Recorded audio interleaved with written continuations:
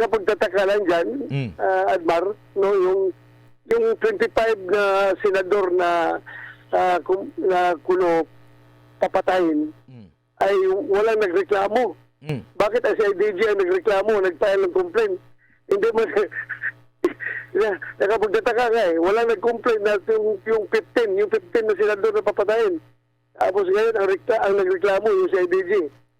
So alata na meron ito kan, merong something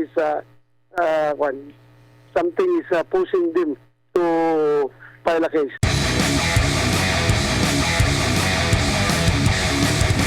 Opo, yung NBI, naglabas na po ng pahayag itong NBI na alam niya na biro lang yon. Pero yung PNP, talagang gusto nila na masampahan na ng kaso ng DOJ. Yung mga naging pahayag po ni dating Pangulong Rodrigo Duterte. Bilang kayo rin po ay galing sa PNP, ano masasabi niyo po dito? And alam niyo naman po yung mga kinumidyahay sa mga Bisaya, minsan, for sure, kahibalo or alam ng ating mga kababayan itong mga ganitong style ni PRRD, parang hindi pa sila sanay. Or, nagbabakas sakali lang sila na gumawa ng issue para madungisan yung imahe ng dating Pangulo, Senador.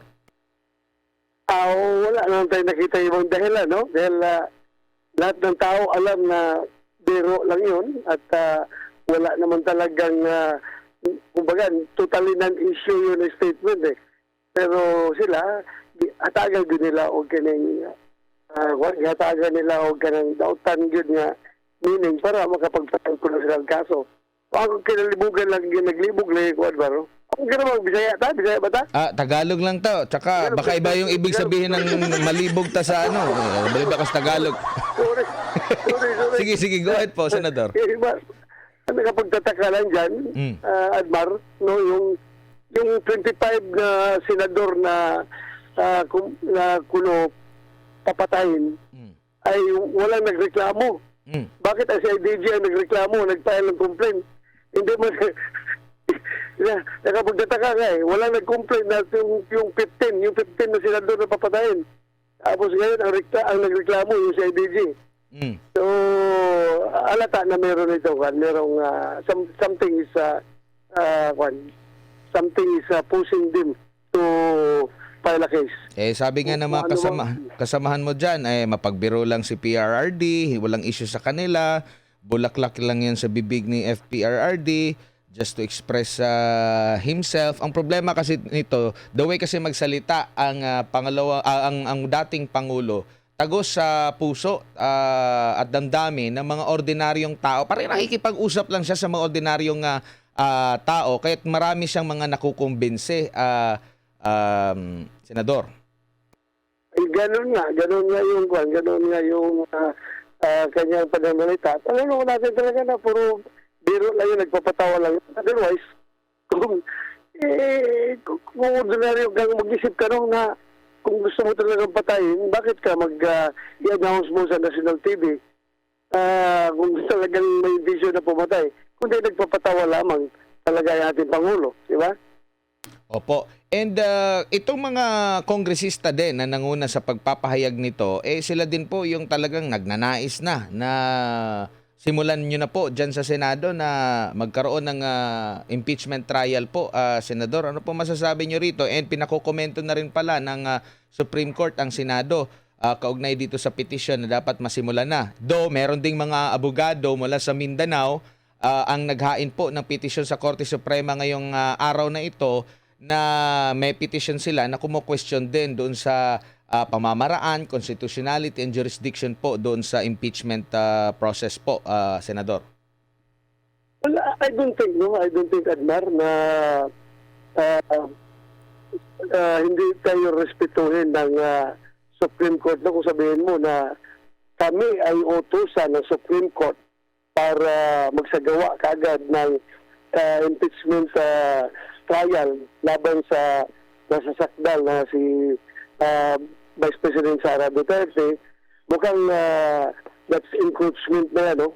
Sabihin ng Supreme Court dahil alam ko, nirespeto nila yung pagiging co-equal branch of government namin ng legislatura at ng judikatura.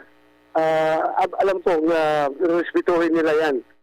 siguro the most na masasabi ng Supreme Court ay papalabas sila ng kanilang interpretation sa provision ng Constitution about impeachment. Pero kung sabihin nilang i-direct kami, I think that's encroachment na sa aming jurisdiction. I think alam na ng Supreme Court yan kung ang dapat gawin. At kayo rin po ay nagtataka na natenga ng ilang buwan din yung mga naunang nag-file ng impeachment complaint at parang doon na lang sa last 2 minutes nila inaksyonan at kayo ngayon ang ginigipit. Kaya nga, napakakuha dito mga tao na ito, no? Katagal na sa kanila yung impeachment complaint na yan, bakit hindi nila pinatakbo, hindi nila inayos at sa last hour ng aming session, saka pa nila in-endorso sa amin para gusto nilang hindi kami magbabakasyon, hindi kami magkakampanya, yung mga re-electionist, at sila ay pabanjing-banjing lang dahil may pasa na sa amin at gusto nila ipasa ang blame sa amin. That's not fair. That's not fair. Opo, bilang panghuli na lang po kasi alam ko pong busy kayo. Ano ang nakikita nyo po ngayon sa landscape po sa inyong pangangampanya? Alam natin na kumbaga advantage talaga yung resources dito sa mga pambato ng administrasyon. Pero kung pagbabatayan po yung mga nakalipas na mga proclamation rally, lalo na sa pagtanggap sa social media, mga netizen po sa inyo pong doon sa unang 2 araw para sa proclamation rally ng PDP doon kay Pastor Apollo C. Quiboloy kumpara doon sa mga naganap sa administrasyon, laugh emoji yung mga nandun sa kabila. Dito po ay talagang pinapakita nila yung strong na suporta po ninyo. Taliwas ito sa mga survey na kaliwat ka ng lumalabas, Senador. Yes, ramdaman natin, Admar, no? Kahit sabihin natin na wala tayong resources dahil unlike sa administration slate, they have all the government resources to support the campaign. Saka yung mga LGU, no, ay very accommodating sa kanila dahil takot yung mga LGU na mabadshot sa Malacanang, no. Tayo ay wala tayong ibang inasahan. Hindi tayo umaasa sa mga ibang mga politiko dyan, sa ibang mga government officials kung inasahan ng ating ang taong bayan na sila mismo ang nagboboto. At ramdaman natin sa ating pag-ikot kahit saan tayo pupunta, Luzon, Visayas, Mindanao, random natin yung init na pagtanggap ng mga tao sa atin. So, I am confident na malusutan natin itong kampanya na ito. Dagang salamat, Senador, sa imong oras ug higit sa ulitin. Ingat po. Salamat, Admar. Ngayong hapon.